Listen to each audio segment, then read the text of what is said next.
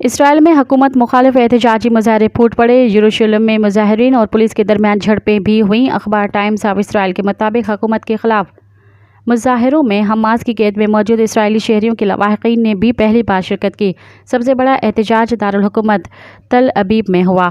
مظاہرین نے اہم سڑکیں بلاک کر دیں۔ پولیس نے مظاہرین کو منتشر کرنے کے لیے پانی کو توپ کا استعمال کیا اور کئی مظاہرین کو گرفتار کر لیا۔ مظاہرین نے پولیس کی رکاوٹیں توڑ کر وزیر اعظم نیتن یاہو کے گھر کی جانب سے پہنچنے کی کوشش کی اور نیتن یاہو استعفیٰ دے کر نعرے لگائے۔